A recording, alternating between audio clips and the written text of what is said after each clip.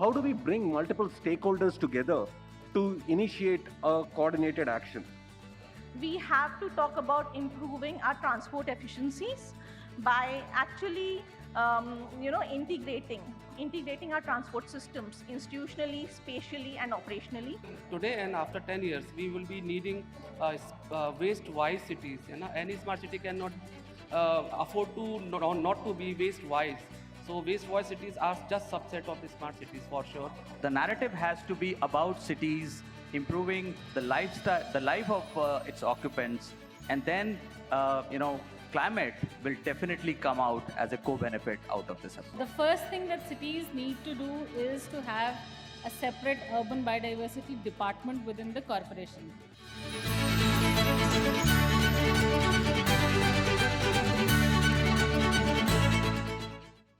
Good afternoon, everyone, and very happy to be part of this particular panel talking about what Indian cities can do with respect to climate change. And myself, I'm Umamaheshwaran Rajasekar. I'm part of National Institute of Urban Affairs, currently looking at their Climate Center for Cities. And this Climate Center for Cities was initiated sometime in the 2020 when the COVID cases were at its peak. So the center was launched in June, but nevertheless with a very good intent of building climate actions across all the Indian cities.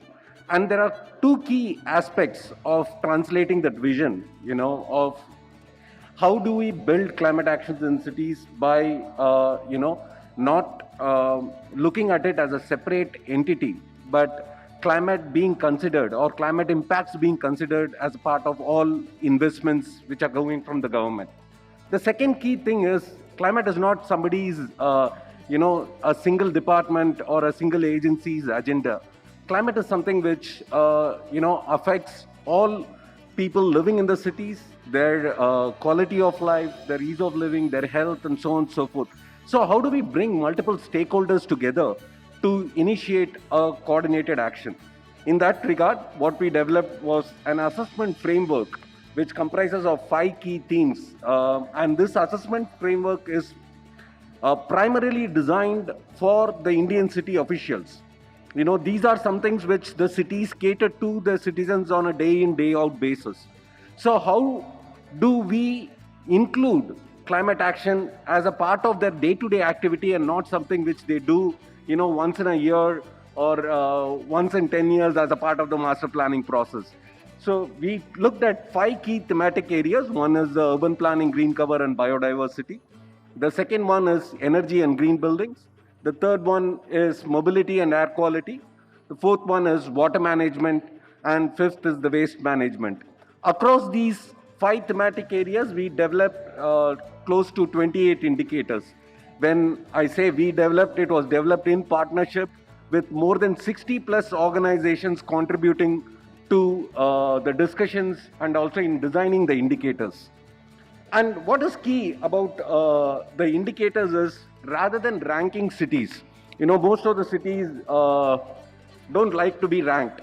And some of the cities, they don't know what they need to do. If they are in the rank 10 or if they are in the rank 100, what do they need to do to actually move forward?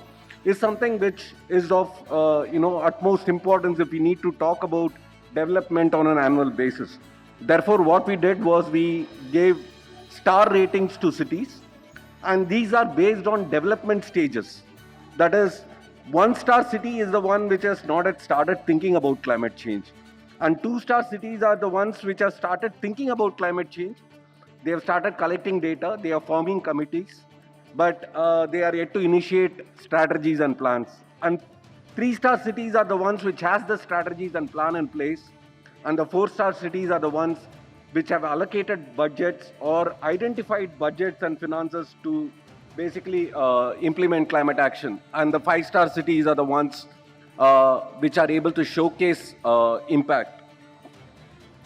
So this is the current status. We did a benchmark assessment in 2019, and the status was many of the cities were not thinking about climate change. But when we did another round of assessment in 2020, what we realized is a lot of cities started thinking about climate actions at least. And they have started forming committees. They have started collecting data and information to understand better what is happening, what they can do about it. We also saw a lot of cities in the recent past have developed strategies and plans. Even though it is not a mandate, it is a guideline which has been provided. Cities are moving forward to it. And many of the cities are also doing investment. What we also note, on an average, none of our Indian cities are in the 5-star level where we are able to, showcase considerable amount of impact. But we have an aspirations to move towards that. And that's what NIUA has been doing, with respect to each of these thematic areas. We provide training. We also look in terms of where cities can develop and invest. 38 cities have formulated budgets and, allocated, resources for water conservation. There are cities which are preparing disaster management plans. There are cities which are still, satisfying the URDPFI norms. But out of the 126, we also see close to 64 cities which are not satisfying that norms. And cities are also in the process of forming biodiversity management committees. With respect to energy and green building, we see most of the progress is, has happened in the recent past because of the technology, also because of the smart city intervention. What we also found out, cities are more efficient if they are in the 5-star category. That means if a city has a strategy, if the city has a plan, and if they are implementing climate actions, they end up consuming way less energy, per capita energy, than the cities which are in the 2-star level. So there is a 5x difference in terms of the efficiency. And in the recent past, cities have moved towards implementing it. For example, the last 2 years, just an innovative PPP has enabled more than 88 cities to implement or convert all their street lighting to energy efficient street lighting. So that's a motivation for some of the cities to actually implement actions. With respect to mobility and air quality, cities still need to fare quite a bit. Many of them are in the early stages. While many of the cities have monitoring stations, actually only 19 cities out of 126 cities they satisfy the national air quality standards. And that's where, we need to start thinking around how we can enable cities to do that. With respect to water management, it is the same thing. Cities are at a very early stage of the development. They need to, conserve water. They need to have water efficient plants. They need to create, wastewater treatment options. They need to also create energy efficient systems to actually pump and transport water. There are efforts which are being done. At least the initial resource assessment has been conducted by 50% of the cities. And many of the cities are also working towards flood mitigation, which is a critical part. But as you can see, the wastewater audit is being done only by 16 cities out of 126 cities. So majority of the city have an opportunity to develop something in that particular category. The waste is either city does it or the city doesn't do it. So you can see a stark contrast. 50% of the city are in 4 and 5-star level. 50% of the city are in the 1-star level. So that is where cities need to actually work towards. Many of the cities do not have a scientific landfill ability as of today. And there is a need for also construction and demolition waste management and reuse of those waste materials. So there is a huge opportunity which exists currently in India to grow and to implement things which are simple, which are tried and tested by other cities, but which can enable us to move not only in a smart way, but also in a sustainable way. In that regard, we have a wonderful panel with us, and I would like to invite our director, Mr. Hitesh Vaidya, to throw a few words, and then probably we'll then move to the panel for a discussion. So over to you. Good afternoon, everyone. I hope after the lunch, this session will be more live and a lot of questions will come up from the audience and we'll keep you awake. First of all, I really thank the organizers for giving us an opportunity to talk about climate actions at the city level. And Mahesh has already presented what we have done in climate assessment readiness within the cities. the idea actually started in, if you remember, 2015-16, we have Sendai framework, we have sustainable development goals, we have a Paris agreement, we had COP25, and last month we had COP26, then we have sustainable development goals. Big knowledge at 40,000 feet height. And our cities, and I think this is called city conclave, is action at 1,000 height. How do you bring that knowledge from 40,000 to 1,000? That was a challenge in front of us. What is that city need to do to meet this big, if I call it a big motherly statements to be fulfilled? What is that action I need to do? And that was how the climate assessment framework came into the picture. We worked on it. Right now we are in our third level of climate assessment framework. Idea is assess cities where they are in their day-to-day operations. Climate is a very big subject. And it's a good jargon also to say everything is climate, everything sustainable.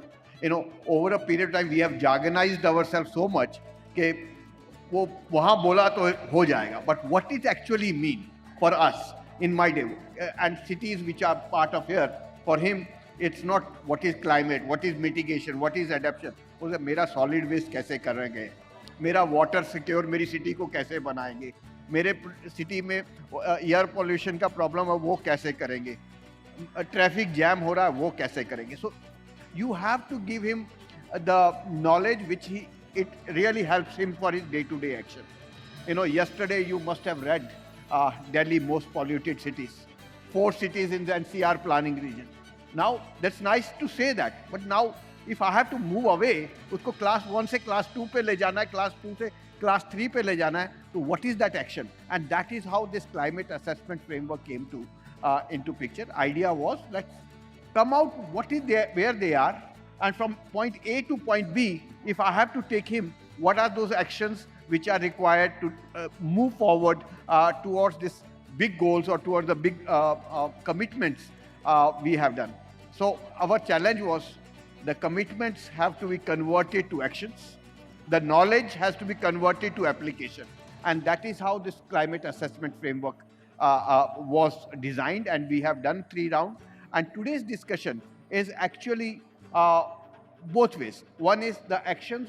We have a great panel, very high level practitioners who have actually worked in the cities and soiled their hands to really work on these issues. But also we want to learn that when we are moving from climate assessment 2.0 to 3.0, if as cities you have some thoughts, as citizens you have some thoughts which we can really imbibe while moving towards the next level of assessment framework.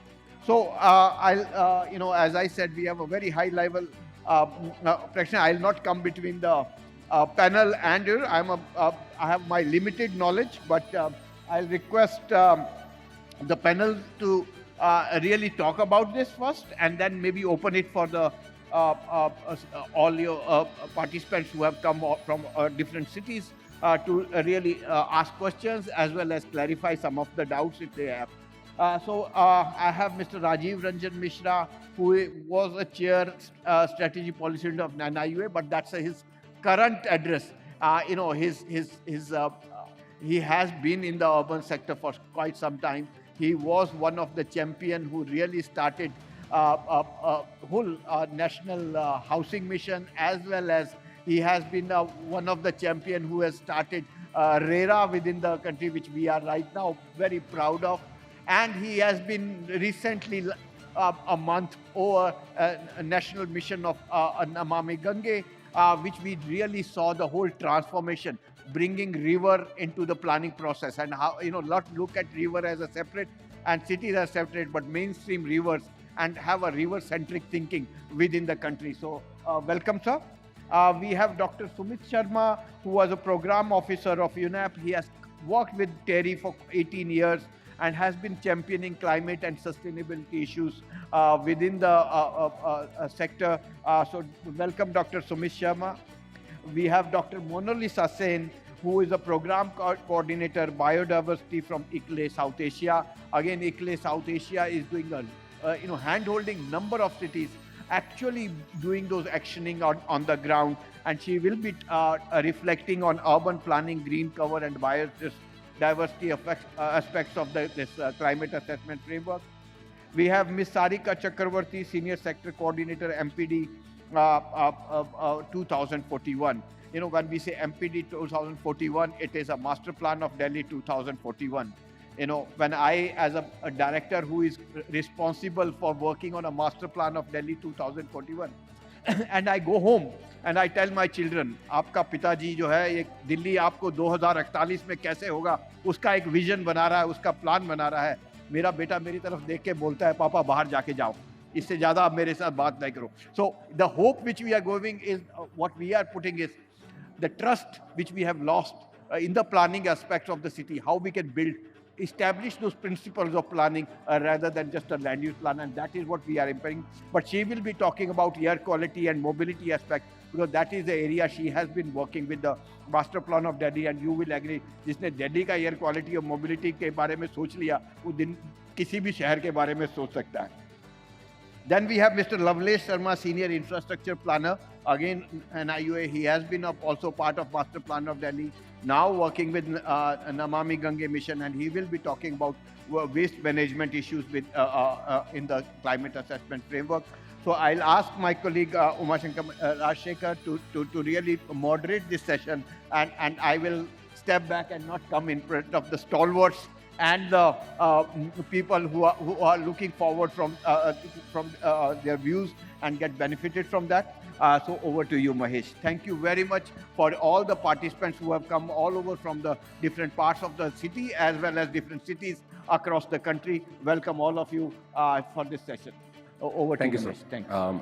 So what we are going to do is, if you look in terms of the background of all the panelists who are here, it also reflects the thematic areas of the climate assessment. So what I'll do is I'll ask 3 questions, one after another, and probably each of the panelists can take a minute to reflect on those questions before we open it for discussion with the audience. So starting with, water, and moving all the way towards waste management and energy management. So what could be done? What Indian cities can do in the long term? What is needed? If cities need to look 10 to 20 years down the line, what is the key thing they need to start doing today? Thank you. I think excellent background has been already laid by you and also Hitesh. As the director and I said, we have to bring, and as your question also says, we have to bring all this thinking to the city level. So I will also agree that we have to, I think it's on. So we have to go to the basic level as a city manager. If we have to look at water sector and do something so that the impact of climate change is less, or we are in a position to do that, I think first thing, the basic thing we have to do is, we have to go back to the water cycle and see how your city is planning. Are we in tune with the water cycle or we are not? What are our different projects? So you have to look at, you have to assess your city, and you have to look at water sector as what are the sources of water, what is the status of drinking water, how these projects are running, what is the gap, how we are dealing with our wastewater, and what happens to the storm water. So look at water in a very holistic way and see what are the gap area, and then start planning to fill up those gaps in such a way that you are more as close to nature as possible. You are as close to ecology as possible, so that you don't generate more heat. As we all know, water can be a major area, major component or major element. We all know without water, that's the most fundamental element of nature, which can really bring the cooling effect in the city, which have become the hot center or heat center as per the climate change norms. So I think that is something which we have to do. We have to look at how we are managing water, how we are getting water for drinking, how we are treating our wastewater, and how we can do it in a most efficient way. Learn from some of the good best practices from the other cities. I think that the index is also showing that some of the good cities and some of the not so good cities.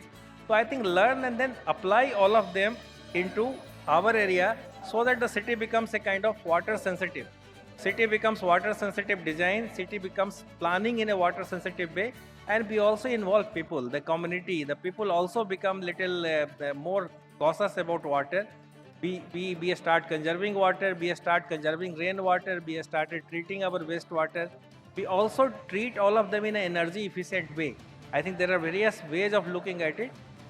In the nutshell, don't only go for construction, don't only look for construction, look how you are going to operate, what will be the efficiency of operation of all your projects, how much energy you can conserve, how much you can produce energy out of your sludges and run your power plants on that. So I think that's something which is perhaps going to be very, very important. And then train people to manage urban rivers.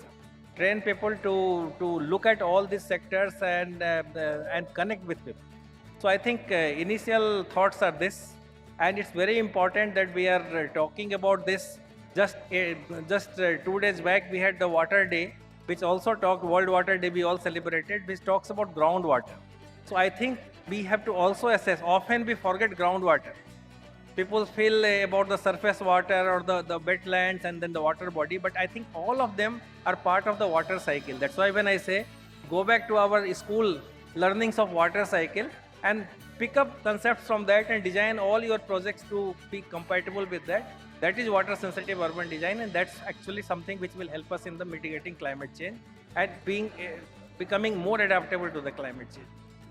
Thank you, sir, for that initial thought. And Ms. Sarika, what is needed for cities 10 years down the line in terms of air quality and green buildings and mobility? Sorry. Thanks, Mahesh. You have to press. So transport and climate change are very closely related, and more particularly the aspect of air pollution and transport. So why is that so? Is because of two primary reasons. Firstly is the reliance of all of us, in fact, on traveling by private vehicles, and secondly the reliance of those private vehicles on fossil fuels. So of late, fortunately or unfortunately, there is a lot of talk about replacing these fossil fuels with alternate fuels. And the latest thing in the market is the EV, using electricity as a fuel. So while I fully endorse that, because EVs have zero direct emissions, there are certain things that I would like to inform the audience and the forum here that I'm slightly wary of. Firstly, what is, like they say in case of internal combustion engines, that we have to plan from the well, the source of the petrol, to the wheel, the steering wheel of the vehicle. In the same sense, even with the EVs, we have to plan for the entire ecosystem. And unfortunately, all our policies right now are just about inducing or inducting these electric vehicles in the market, while we are not thinking about what happens before and what happens after. When I talk about before, my focus is on electricity, that what is the source of this electricity. Until and unless the source of this electricity is from renewable sources, it kind of defeats the purpose. And in India, the data that I've got, the numbers could be slightly different. Only 37% of the electricity that we have is generated from renewable sources. So that is one point to ponder about. The second thing is that what happens to the batteries of the vehicles after they have been utilized? Do we have the infrastructure to actually recycle those batteries? Now, globally, we do have the infrastructure to recycle lead-acid batteries, but in EVs, we use lithium-ion batteries. And while there are no stated facts or data about this, but it's generally believed that we have the capacity to recycle only 5% of these lithium-ion batteries. And batteries recycling, as we all know, is a slightly more complex and scientific process. There could be some hazards and risks to human health there. Battery recycling, if not done properly, also can contaminate soil, which can then enter our food cycle also and have impact on the human health. So these are some few things that we need to take care of. So my point is that we have to plan for the ecosystem as a whole. And most importantly, we have to go back to the basics. EVs are not going to solve our climate change, issues. It is possible if we do not manage this EV transition properly, it can in fact exacerbate the issue. So what is it that we really need to focus upon which is something which has been talked about for many decades now, but not fully implemented, at least in Indian cities, is going back to basics. We have to talk about improving our transport efficiencies by actually integrating our transport systems institutionally, spatially, and operationally. We have to do two things simultaneously. One of them would be to actually improve the quality of our transport services. And the second would be that we have to have, better outreach and things like that. We also need to put in some prohibitive strategies, perhaps. Like congestion pricing or, parking enforcement, pricing our parking, tariffs should be higher, parking tariffs should be higher. And the third and the most important would be behavior change. Until and unless we as people who are commuters, who are using public transport or who are using private vehicle, do not bring it into ourselves to that our commitment towards the climate, and then we start using the public transport or the shared modes of mobility, this would not happen. So I think there are two things: manage the EV transition properly, and also plan for sustainable mobility. Thank you. Thank you very much for that initial remark. And next, let's go to Dr. Mona Lisa to reflect on what's needed when it comes to urban planning, or cities need to do with respect to urban planning and green cover. Thank you. One of the biggest challenges that is there in our cities as of now with regard to biodiversity or urban planning with a green notion is biodiversity and urban planning run parallelly, but they don't meet anywhere as of now. So what is needed is an ecosystem service-based approach wherein we understand that the ecosystem services which are provided by an ecosystem is what helps to provide the urban service in a city. Biggest example, water.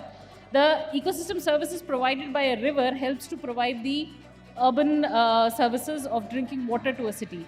Our planning does not have that ecosystem-based approach. That's what needs to come in. So basically, we need to mainstream biodiversity conservation into urban planning.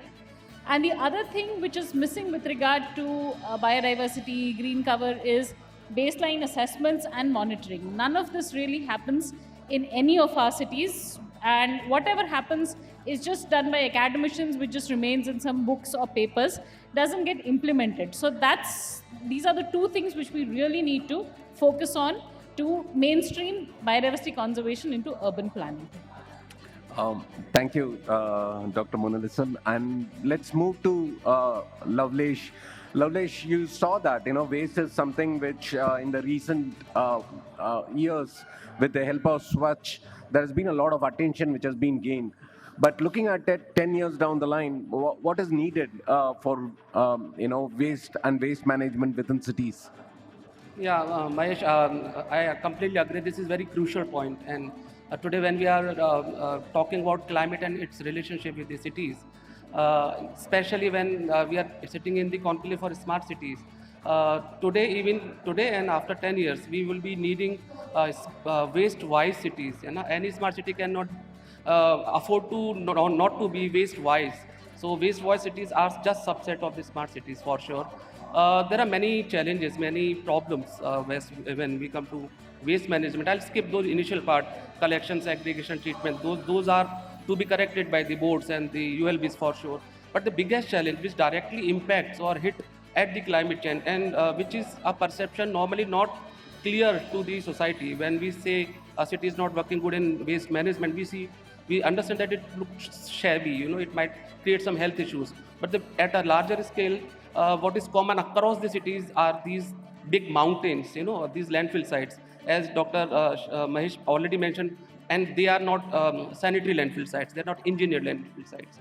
And taking the case of Delhi, as my director said, we were working for Delhi, in Delhi since 4 years. We have seen every nook and corner of Delhi. On a lighter note, we keep saying Delhi has 3 big mountains. There are 3 hill stations in Delhi, though they are not very pleasant, but yes, they are there. 30 meter tall they are. And landfill site is as big as 6 or 5 cricket stations. Just imagine the size. And what happens, out of these 3 big mountains in Delhi, around 2,000 gram per year GHG emission is happening.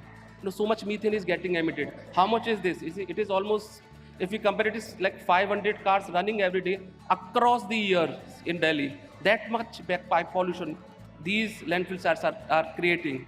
So when we are concerned about climate, there are n number of ways where we can be sensitive as far as the waste concern. Waste management and getting rid of these landfill sites very important. So just to conclude this, how it can happen? First, we have to intelligently manage these legacy waste, but at the same time, we have to reduce the production of the waste. So if 100 people lives in an urban area, they produce lot of waste, 400, 500 grams per capita. If you take these 100 people outside in peri-urban area, it reduces automatically 250, 200 grams per capita. Put them in a village, it reduces down to 100 grams per capita. What happens? The lifestyle changes, the needs changes. So can we look as a city, can we look at these public needs? How can we switch to a pattern where the waste generation itself can be reduced? I think that would be a challenge for sure. Thank you, Lavlish, for that initial remark. Going to Dr. Sumit. Dr. Sumit, you know that 30% of the building stock are yet to come, and it's going to happen in the next 20 years. And energy has become a key aspect of everyone's life. Either it is for cooling or heating or for lighting like this. So with energy and building sector, what is needed in the next 10 years, or what is that which we need to transform over the next 10 years? Thank you. I think it is a very relevant question, and you said it yourself that it is one of the biggest sector which is contributing not just to the energy demand but also to the GHG emissions, correspondingly. And let me say that it is not the only problems which are generated by this issue. People have on the panel spoken about air quality related issues. Buildings itself, and I'm just talking about building constructions, they contribute towards air pollution. They contribute towards construction and demolition waste. They contribute towards huge energy demands generated through the requirements of coolings and heatings. And when you use air conditioners, you're bound to use refrigerant gases, which are known for their ozone depleting substances and increased greenhouse gas potentials.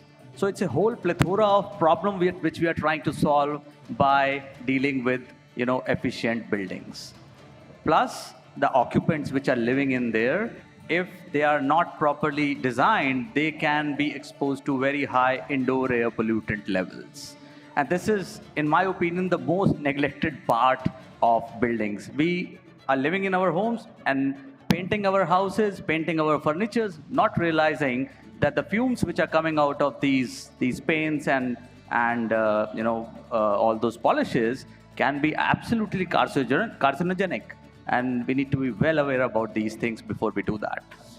Coming back to buildings, what needs to be done? There are several things as targets, which Mr. Vaidya and Sir has already pointed out, that big announcements have been made. Targets have been set at the national level to be achieved.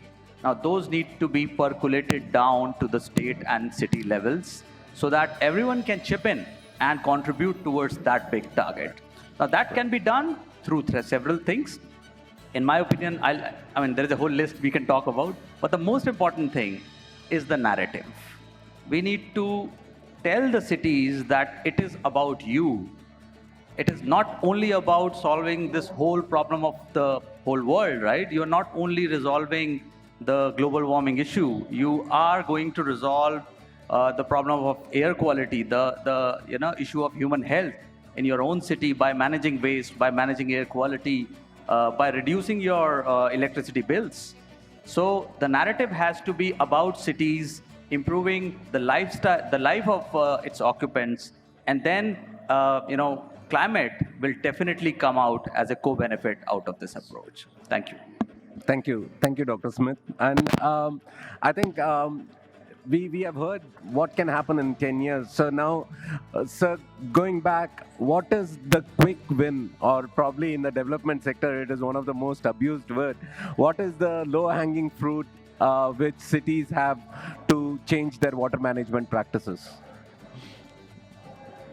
What I will, something which we can start getting benefit is, I will again tell you that look at something which is already existing. I mean, we all know that cities have a huge gap to bridge, whether it is drinking water or wastewater. But it's not that we don't have something. We already have a lot. So I think make them operational in a much more efficient way. So I think that is something which is very important.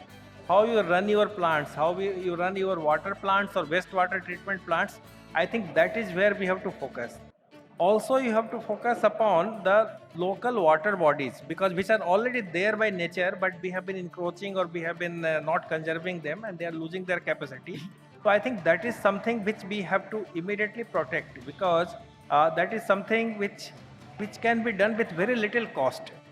Also, something which is also possible is to become sensitive about rainwater, because as you know, with the climate change, the rainwater is also, the rainfall is also going to become more erratic. It's likely to be more all of a sudden. So I think what we do with that, how we can utilize with that, if we can start doing some small things with our open area, by protecting some of the open area, and then ensuring that they get recharged.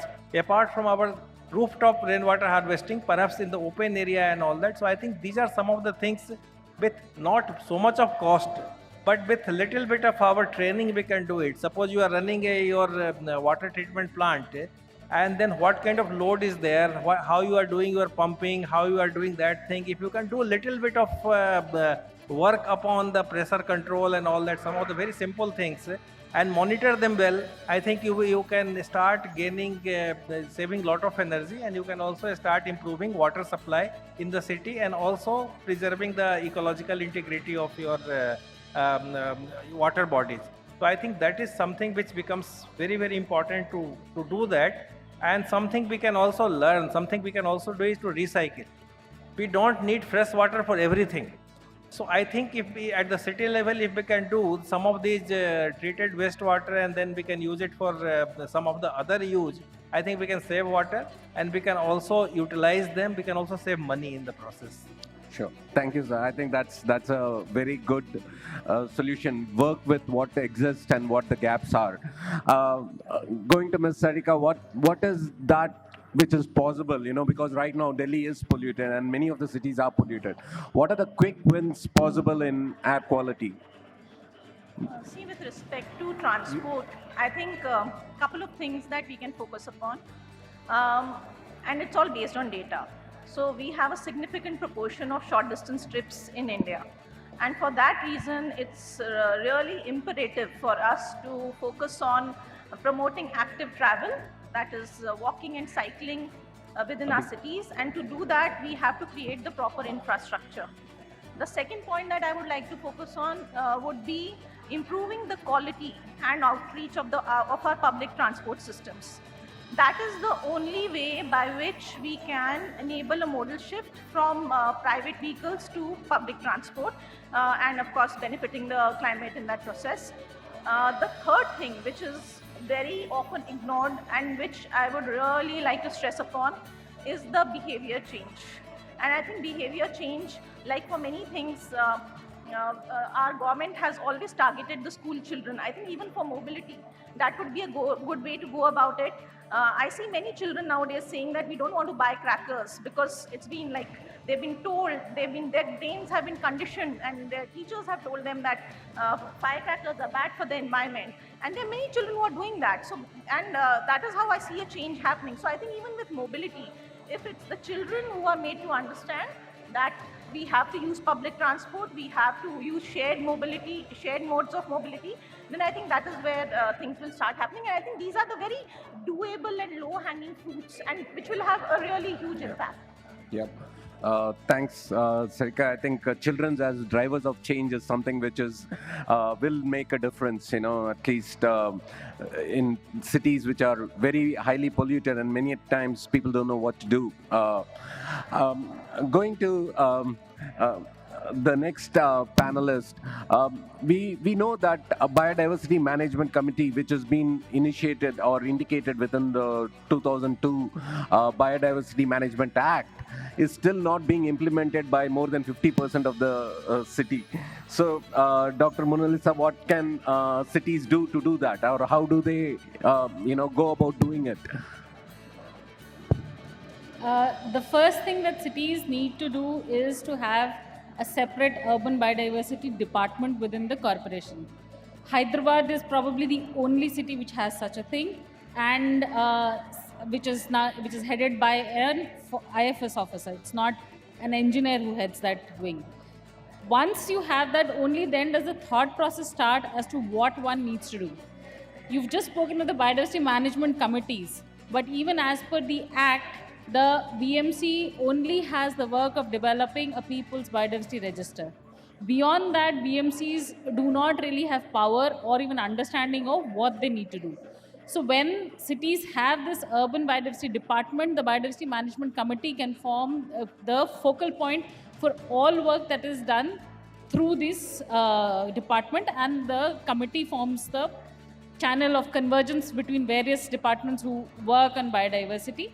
The other thing that needs to happen is there needs to be some sort of budgetary allocations for the committee to work, and this cities cannot always rely just on national funds. This also needs to come from their municipal budgets, where it gets institutionalized that such committees get the power to do some kind of additional work than just developing a register, which it's just a one-time job. How much can you go on updating a register? So these are the main things which need to come, and apart from that, capacity of the BMCs needs to be built up so that there are exemplary BMCs from which other ULBs can learn and set up their BMCs. And things like taking up City Biodiversity Index, local biodiversity strategy, action plans, which finally feed into the national biodiversity targets, and which then feed into the Aichi targets and now the post-2020 global biodiversity framework. So a lot of capacity building and institutionalization of the biodiversity management committees is what is really needed at the ULB level. Thank you for those insights, Dr. Mona Lisa. I think they have to be empowered. Go beyond forming the committee is what is needed. Next, Ms. Lodesh, you had mentioned that landfill is a critical problem. What should cities do? Is it a problem of cost, or is it a problem of land? It's not that easy. It depends upon city to city. At times I have seen they have money, they have land, but then still they are struggling with how to properly manage the waste. So time has come where we need to be little proactive. The cities need to be little proactive to adopt latest technologies. I remember when WT waste to energy systems came, it was very favorite for the cities. Later, climate concern or environment concern was raised, so then they got a backseat. Then recently, some technologies has been adopted for waste to energy conversion, which are fit for environment also. So cities need to switch. They need not to be following those orthodox methods. And as far as the solid waste management concern, one basic thing at times we miss, cities miss, because the connection of the people. So those Safai Karmacharis are the soul of solid waste management in any city. Come what may, whatever technology you adopt, waste segregation you keep doing at household, those Safai Karmacharis are very much integral part. We have to understand that, and we have to accept that. And the Bangalore is the classical case. They have taken the Safai Karmachari in the formal system, and they have formed a body of them, and they are taking care of the solid waste management in Bangalore formally from municipal corporation side. So these two things are really important. Lastly, which is a practice now coming into a fashion, and in Delhi also we pushed through master plan to create zero waste localities. In a locality, in a ward, whatever you call locality as, try to take care of its green waste there. Wet waste can go to processing plants, but that green waste has to be taken care of within the locality. If we can achieve these and target these three things, cities probably can flourish in coming 10 years in India. Thank you, Lolesh, highlighting the role of Safai Karmachari and their importance in it. Dr. Sumit, energy. What should people do? Buildings and energy in the next 2 years or in the next 1 year, starting now. What could be done? In the building sector. Thank you. I think there are several things which can be done. Fortunately, now we have things there as solutions and are well documented. If you see the type of building ratings which are available, the Greha, the Econivas Samhita thing, so the knowledge is available, it is well documented. Time has come now to implement it. There should not be any new building, big building, which is without these ratings and not adhering to it. Right. Government needs to take lead, show exemplary examples, of course, and all government buildings should adhere to either new ones or through retrofitment, the older ones should adhere to these kind of ratings. They must also think about including all the low carbon materials in the schedule of rates kind of things. We must also think about building circularity principles in the whole buildings arena. On air pollution, if I may say one thing on air pollution, because that's something on which I have worked over the years, I think cities need to be smarter. The smart cities need to be smarter and they need to talk to their neighbors, because all our assessments have shown that almost half of any city's pollution is actually coming from outside of the cities. And unless a city like Delhi talks to Haryana, Punjab, UP to some extent, they will never be able to achieve ambient air quality standards. So, thank you.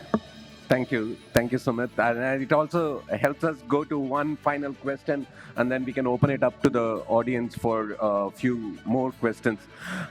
If I may ask you one innovation which is going to transform in the next few years, in a word, what is that innovation going to be, sir, for water?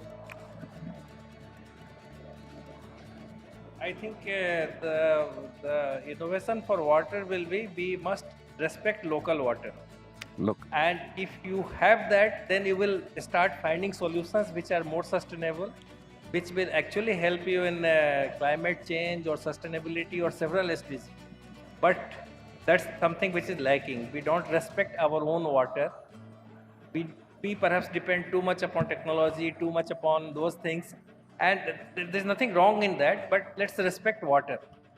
I think that's something which is very important. Sure. Ms. Sarika, what is that one innovation for air quality? With respect to air quality and mobility, I wouldn't call it an innovation. Rather, it's more to do with how we are planning our cities, our regions. So I think what is going to happen and what is already, in fact, it's been commissioned and it's taking off is regional mobility. So we have the RRTS coming up in the NCR. So similarly, at other places also we have all these PM Gati Shakti program is there. So all the regional scale, I think things are going to be now perceived at a regional scale, not at a city scale. And not so much from the climate perspective, but I think from the planning perspective, affordable housing, things like that. So it is possible that 5 years down the line, people are staying in Meerut and traveling to Delhi on a regular basis through this particular mode of transport, which is the rapid regional rail transit. So things like that I can see happening. And by way of that, people will be using shared and public transport more. So I would say indirectly that would benefit the climate. So, yeah. Thank you. Dr. Mona Lisa, what is that one innovation required in the area of urban planning? I would say it will be institutionalizing biodiversity conservation into municipal services. And by saying this, I mean biodiversity conservation and ecosystem services and not just tree plantation of any kind that cities are right now just doing. The moment entire perspective of ecosystem services gets institutionalized, the monitoring, evaluation, budget, everything falls into place on its own. So that's the thing that cities should now look at. Thank you.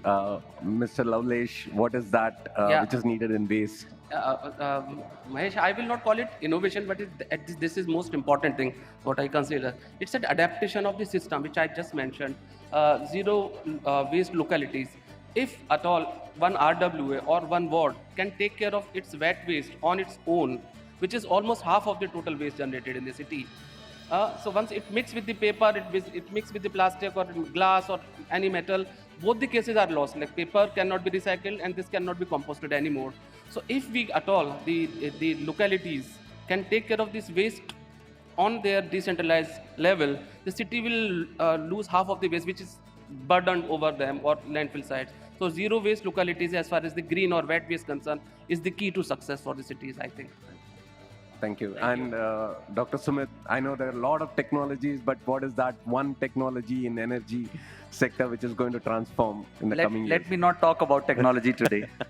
Or innovation. Yes, but I think innovation, which is probably more important than technology at this moment, is required in the behavioral science, in my opinion. We need behavioral change communication to take the level of awareness to the sensitization.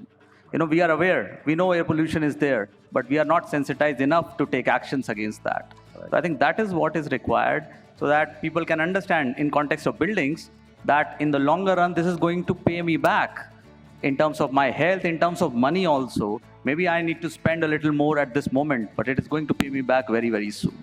Sure. Thank you. With that, I open it up to the audience for any questions. So we can take 3 questions. If there is any show of hand, please do, yes, ask your questions. And if it is directed to a specific panelist, do indicate the same. We will take the questions first, and then the panelists can answer those questions. Hello. Perfect. My question is a combination of question to Sarika ma'am and Lavnesh sir. You both talked about electricity and waste management. There's a link to it, which is called biogas, which is basically using biogas to produce electricity. And ma'am, you mentioned that close to 30% is electricity produced in India is from renewables. But in a country of 130 crores, if 30% is possible, then COP26 goal, which is roughly 50%, is also possible. So why are these things not being implemented in the country? Is there a blocker there? Is there something stopping these innovations or these things coming to existence? That's my question. Thank you, sir. First, we'll take all the questions and then the panelists can answer it. Any other questions from the audience? Yes, sir. Yes, sir. Please. Yeah, hello. I'm Sunil Kumar Shinde from Mumbai and Sholapur. And the question actually to Hitesh sir, we missed a question and answer early morning today's session. And here question goes for say urbanization here. I would like to highlight about we think about planning of a smart city for the next 20 years. We are taking care of ourselves, that is a personal level. If we add planet, that is Earth, really, then we should think must about to plan for the next 100 years. We should keep a vision of 100 years here. Of course, we will be there or we may not be there after 50 years or so, but the Earth is going to sustain for the hundreds of years, thousands of years. That means we should initiate ourselves that we should plan at least for the 100 years next. And Sarika ma'am has really absolutely say pointed one major point here, that is the public transportation. If really we are looking for that, if we keep the hundreds of years of say plan for the next say plan here, really we are going to save a lot of huge amount of energy, and we are going to be say achieve in terms of the energy we are going to use like say solar energy. We can think about that. That's my question. Thank you. Thank you, sir. Any other questions? We can take one more question. Yes, sir, please. Yes, the gentleman in the back and one there. Okay. Here? Yes, the gentleman in the back, and then there is one more question. So we are running short of time, so please keep your question very brief. Sure. My question is directed to Ms. Sarika. Why we cannot implement a policy regarding the vehicle registration in Delhi? Let's say it's for Delhi NCR region especially, that we see a lot of traffic jams and we see poor air quality due to vehicles. And we see no walking areas, no cycling areas in Delhi. So if we can remove the number of cars on road, whether means it's a free parking spaces that we are utilizing, especially on the roads we see that a lot of cars are parked that are not on allocated parking spaces. So those cars should be removed, as well as deregistration of those cars, as well as we should stop the registration of the cars for the people who already own at least one car. If they have one car, they should not register for another car, and then it will be more effective directly. This is my question. Thank you, thank you. I think since we are running short of time, I'm sorry. Yes, one final question, ma'am. Please keep it short and brief, and if it's a question, indicate the question. Don't. So we are talking about the behavioral changes. I just wanted to know how can it be imparted at the citizen level, because the previous conference we had met the Indore Smart City, where the 100% segregation of waste is being done at the household level. So how can such behavioral can be imparted to the citizens and in the other smart cities as well? Because this segregation level has to come at the household level itself. There it is going to help. So Thank you, thank you. So the questions are over to you, Ms. Sarika, Lavlesh, and Dr. Mona Lisa. So one question on urban planning, but two questions on behavioral change, waste management. Thank you. Yes, and other panelists can please join in to add to this. So, Let's make it brief because we Yeah. are running short of time. And so excellent ideas. I agree with everything that's said. It's just a matter of how to make it doable. See, I've always said that what is actually defeating our planning, purposes in this country is that we are all thinking in silos. Like if there's someone who's producing biogas, then electricity can be produced from that. Yes, of course, if we are at 30%, we can easily go to 50%, and we should have the ambition for that. We should also plan for 100 years smart cities, why just 20 years? I think the key to that would be just institutional integration. I think at city levels, that is something which will actually help us in coordinating all our resources, converging our resources, and then leveraging to the best of our advantage. So just the CCL model, I would prescribe that for all our cities. And I think it's high time that why I'm talking about institutional integration is because we have multiplicity of agencies, and our agencies don't speak to each other. I think that is where things are going wrong. A very simple example, which is actually a layman's example, that एक दिन सड़क बनती है, दूसरे दिन आके दूसरी मतलब agency आके उसको खोद देती है. So why does that happen? I think that is something where we have to bring in planning efficiencies within our cities.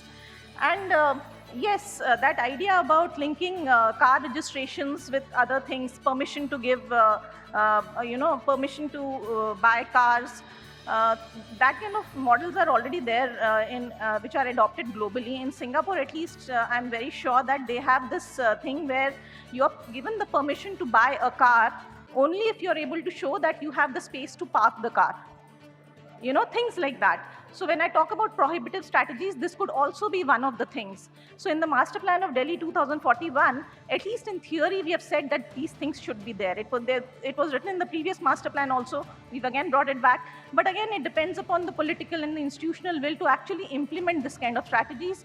Very much doable. Again, all of them excellent ideas. Thank you. yes, Lavlesh, quick reflection. Yeah. So I'll club these two questions, one biogas thing and one segregation part. Biogas is fantastic fuel for domestic purpose also. But we got failed initially when Delhi supplied biogas in the Okhla area. And that was because of the social acceptance. Forget about treated wastewater used in household.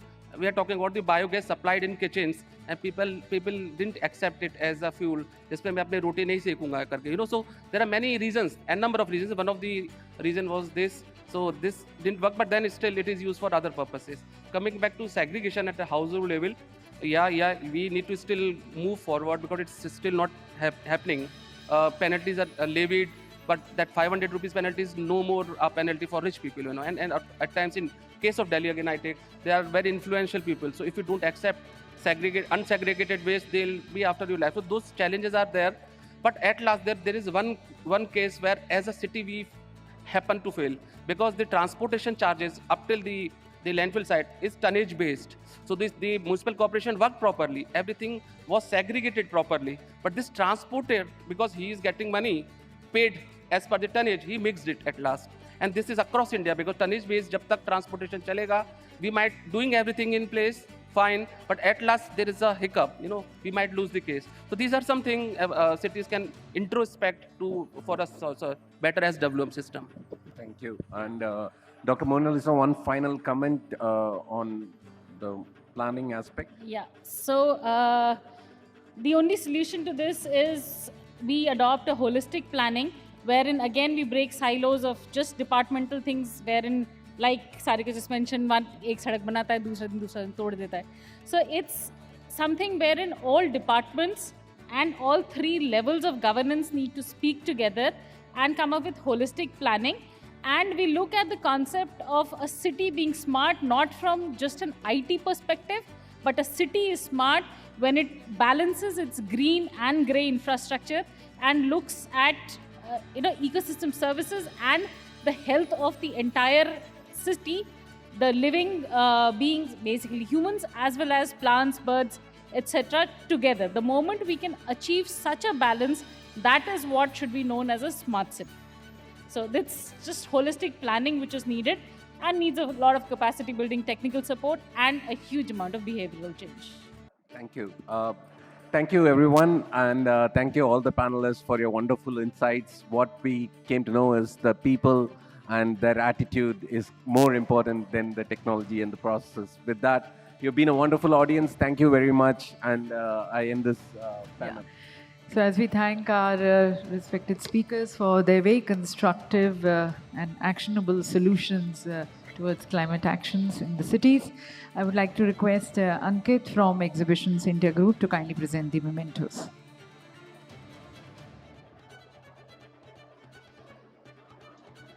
Thanking Mr. Sumit Sharma.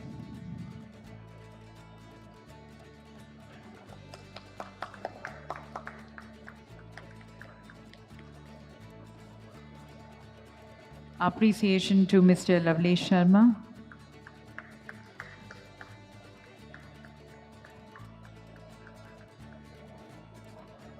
Thanking Ms. Mona Lisa.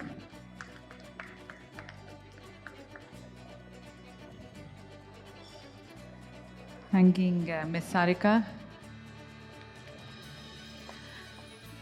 I think if you have also gained from their talks, we can have claps also from the audience.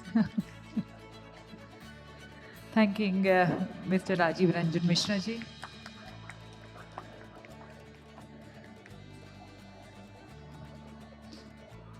Thanking once again Mr. Vaidya.